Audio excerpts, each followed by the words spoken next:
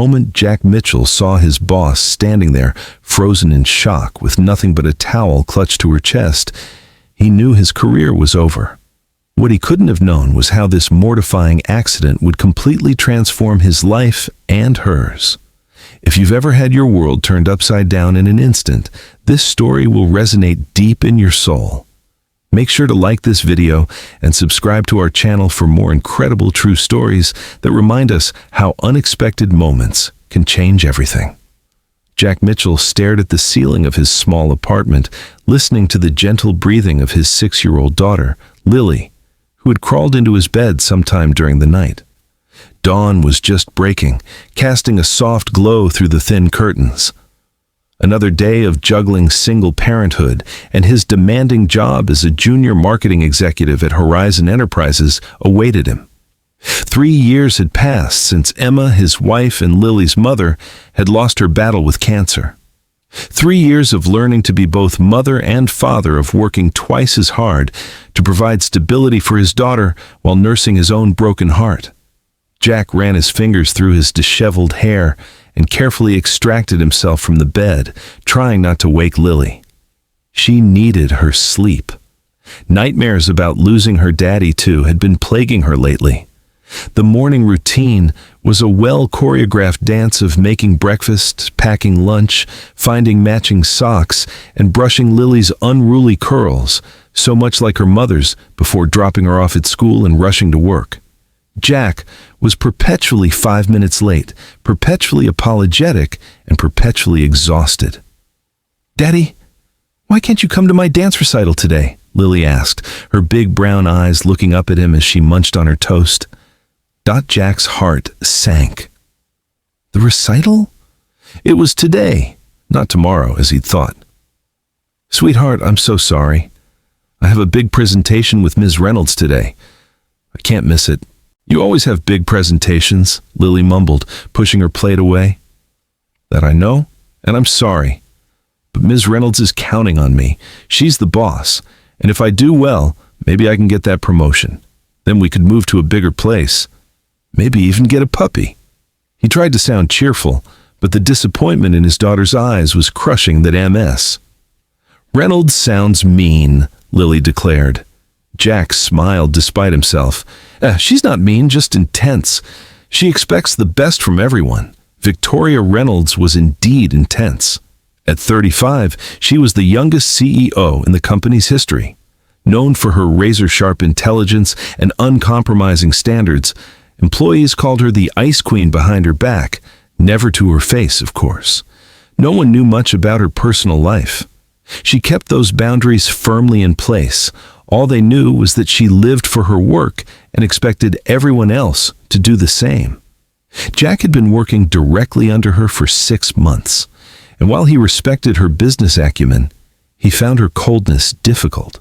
She had never once asked about his personal circumstances, despite his occasional need to leave early for Lily's doctor appointments or school events. He'd learned to schedule those things during lunch breaks or to take personal days rather than ask for flexibility. After dropping Lily at school with extra hugs and promises to watch the video of her recital that evening, Jack rushed to the office. The presentation was at 2 p.m., which gave him just enough time to finalize the slides and rehearse his talking points. "Mitchell, my office now." Victoria's crisp voice cut through the open office space as soon as he stepped off the elevator. Jack's stomach dropped. He followed her into her glass-walled office, acutely aware of the curious glances from his colleagues. "The Henderson account numbers are off," she said without preamble, her steel-gray eyes fixed on her computer screen. "The projections don't match the market research." "I'll check them right away," Jack promised, mentally calculating how this would impact his preparation time for the afternoon presentation. "Do that, and I need the revised numbers before our meeting with the board this afternoon." She finally looked up at him, her expression unreadable. "This presentation needs to be flawless, Mitchell. The Henderson account could put us ahead of our competitors for the next fiscal year." "I understand, Ms. Reynolds. I won't let you down." She nodded curtly and returned her attention to her screen, a clear dismissal. Jack hurried back to his desk, his mind racing. The morning disappeared in a blur of spreadsheets and calculations. He skipped lunch, working frantically to correct the discrepancies in the data. 1:30 p.m. He had the revised numbers and updated presentation ready. He emailed the files to Victoria and headed to the conference room to set up. The board members would be arriving soon, and everything needed to be perfect, but Victoria wasn't in the conference room. Jack checked his watch nervously. It wasn't like her to be late for anything, especially not a board meeting. He decided to check her office. Her assistant, Megan, looked up as he approached. She stepped out about 20 minutes ago, said she needed to freshen up before the meeting. "The board will be here any minute," Jack said, anxiety creeping into his voice. "Did she get my email with the revised presentation?" "I'm sure she did. She probably just went to the executive washroom to touch up her makeup or something," Megan replied with a shrug. "Why don't you go check? It's down the hall, last door on the right. Women's room, but the executives have private stalls, so just knock." Jack hesitated, then nodded. The presentation was too important to risk any miscommunication. He hurried down the hallway, rehearsing what he would say. The door to the executive washroom was slightly ajar. He knocked lightly. "Ms. Reynolds, the board is arriving soon, and I wanted to make sure you received the updated presentation." No response. He knocked again, a little louder this time. "M. Reynolds?" Still nothing. Concerned that she might not have heard him, Jack pushed the door open slightly. "M. Reynolds, I apologize for the intrusion," but the words died in his throat. Victoria Reynolds stood by the sink, her back to the door, completely topless. She had apparently been changing her blouse. At the sound of his voice, she whirled around, her eyes wide with shock, one arm flying up to cover her chest, the other reaching for a towel hanging nearby for a split second that felt like an eternity. They stared at each other, both frozen in horror. Jack caught a glimpse of a large, jagged scar running across her right side before she managed to cover herself with the towel. "I'm so sorry," he stammered, backing out of the doorway. The door was open, and I knocked. "But get out!" she hissed, her face flushed with anger and embarrassment. Jack fled, his heart pounding in his chest. He returned to the conference room, his mind reeling. What had he done? He just walked in on his boss, his notoriously private, intimidating boss, in a state of undress. He was going to be fired. There was no question about it. The board members began to arrive, and Jack greeted them mechanically, his thoughts still in turmoil.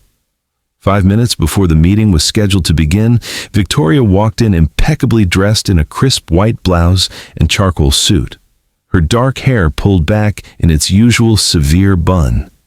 If not for the slight flush on her cheeks, no one would have guessed anything was amiss. She didn't look at Jack as she took her place at the head of the table. "Gentlemen, ladies, thank you for joining us today. Mr. Mitchell will be presenting our strategy for the Henderson account." Jack somehow made it through the presentation, though he had no recollection afterward of what he'd said. The board members seemed impressed, asking thoughtful questions that he answered on autopilot. Victoria remained silent throughout, her expression unreadable. When the meeting concluded and the board members filed out, Jack braced himself for the inevitable. Victoria would ask him to stay behind, and then she would fire him. He would have to tell Lily they couldn't afford a bigger apartment after all. No puppy. Maybe they'd have to move in with his parents in Ohio. "Mitchell," Victoria said, her voice cool and professional. "A word in my office, please." "Here it comes," he thought, following her down the hallway. The other employees averted their eyes, sensing the tension. Everyone knew when someone was being marched to the executioner. Inside her office, Victoria closed the door and moved behind her desk, putting the large piece of furniture between them like a shield. She remained standing, her posture rigid. "About what happened earlier," she began, her voice tight. "M. Reynolds, I am truly sorry," Jack interrupted. "It was completely inappropriate. I should have waited for you to respond before opening the door. There's no excuse for my behavior." Victoria's expression flickered with something, surprise perhaps at his immediate apology. "Yes, well, It was unfortunate. I understand if you want my resignation, Jack said quietly. Victoria's eyebrows shot up. Resignation? That seems rather extreme for an accident, doesn't it? Now it was Jack's turn to be surprised. You're not firing me for accidentally walking in on me? No, Mitchell, I'm not firing you. She sighed and sat down, some of the tension leaving her shoulders. Though, I would appreciate your discretion about what you saw. Jack nodded quickly. Of course. Absolutely. Victoria studied him for a moment, her gray eyes searching his face. The scar, she said finally. That's what you're really curious about, isn't it? Jack felt his face grow hot. He had noticed the scar. It was impossible not to, but he would never have asked about it. It's none of my business, Ms. Reynolds. No, it's not, she agreed. But people talk, and I'd rather you hear the truth from me than office gossip. She paused, seeming to gather her thoughts. I had a double mastectomy 3 years ago. Breast cancer, the reconstruction. Well, it's still a work in progress. Jack felt as if the floor had dropped out from under him. I had no idea that was the point, Victoria said with a small, bitter smile. I didn't want anyone to know. I didn't want to be the object of pity or speculation. I didn't want cancer to define me or affect how people perceive my ability to do my job. My wife died of cancer, Jack said, the words tumbling out before he could stop them. 3 years ago, ovarian cancer. That's why I'm sometimes rushing out of here. I'm a single dad. My daughter Lily, she's 6. Victoria's composed facade cracked slightly, genuine surprise showing in her eyes. I didn't know you were widowed. I don't talk about it much at work, Jack admitted. For the same reasons, I guess.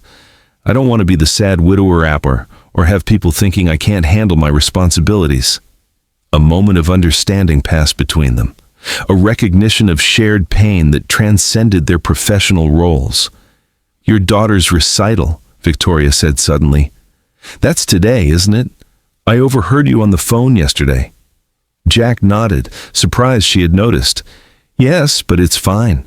The presentation was more important. Victoria looked at him for a long moment, then shook her head. No, it wasn't. Go to the recital, Mitchell. What? Go to your daughter's recital. The board loved the presentation. The Henderson account is secure. There's nothing else that can't wait until tomorrow. Jack stared at her, unable to believe what he was hearing. Are you sure? I'm sure. Something softened in Victoria's expression. I lost 3 years of my life to cancer, Mitchell. 3 years of being afraid of focusing on survival instead of living.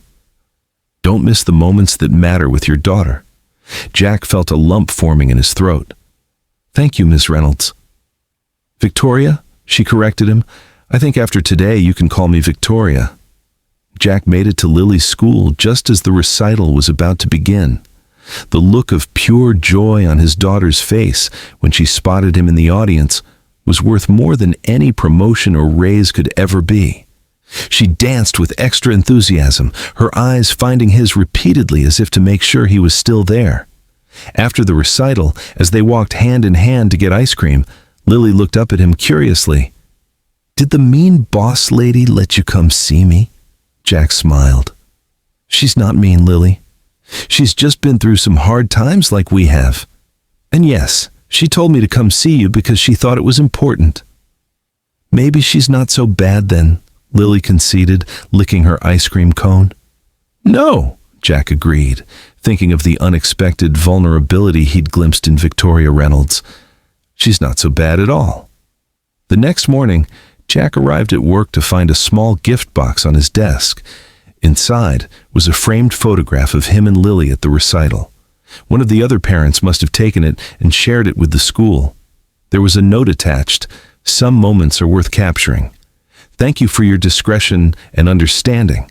VR Jack placed the frame on his desk next to his computer. Throughout the day, several colleagues commented on the photo. And for the first time, Jack found himself openly talking about Lily, about being a single parent, about the challenges and joys of raising her alone. To his surprise, His honesty was met not with pity, but with support. One colleague offered to babysit sometimes so he could have an evening to himself. Another, a single mom, suggested they arrange playdates for their children. The office environment, which had always felt so separate from his personal life, suddenly became more human. Victoria, too, seemed different. The change was subtle. She was still demanding and exacting in her professional expectations, but there was a new warmth to her interactions. She began to hold regular team lunches, creating space for more personal connections among the staff. She implemented a flexible work policy that allowed parents to adjust their hours around family commitments as long as the work got done.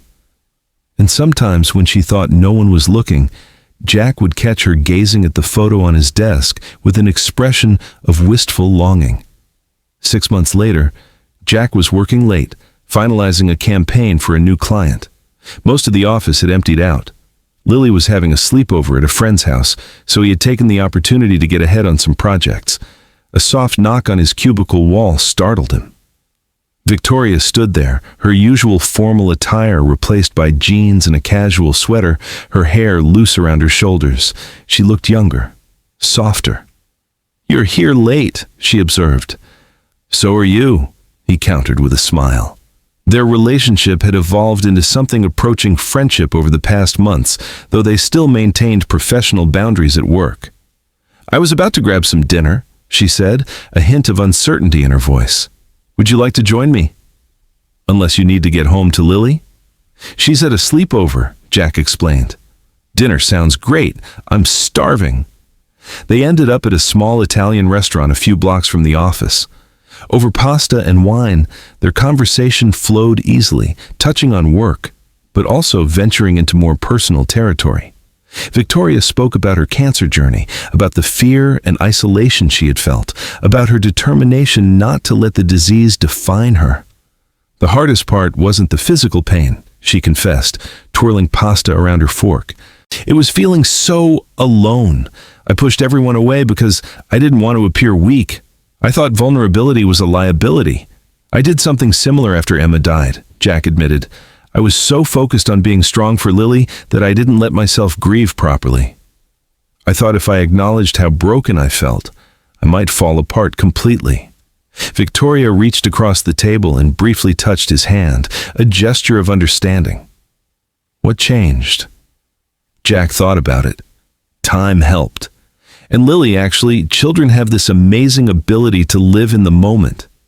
She taught me how to find joy again. He paused, and oddly enough, walking in on you that day changed things too. Victoria raised an eyebrow. How so? Seeing your scar, knowing what you've been through, it made me realize I wasn't the only one carrying invisible wounds. It made me feel less alone. Victoria's eyes glistened in the candlelight. That's exactly it. Feeling less alone. That's what I've been missing. As they walked back toward the office where their cars were parked, a light snow began to fall. Victoria tilted her face up to the sky, catching snowflakes on her cheeks and eyelashes. Jack was struck by how beautiful she looked in that moment. Unguarded, joyful, alive. "And I haven't done this since I was a child," she said, laughing softly. "Just stood in the snow and enjoyed it. Lily would approve," Jack said, smiling. "She believes in stopping to appreciate the magic in ordinary things." Victoria turned to look at him, snowflakes melting in her dark hair. "Your daughter sounds very wise." "She is," Jack agreed. "She also thinks you.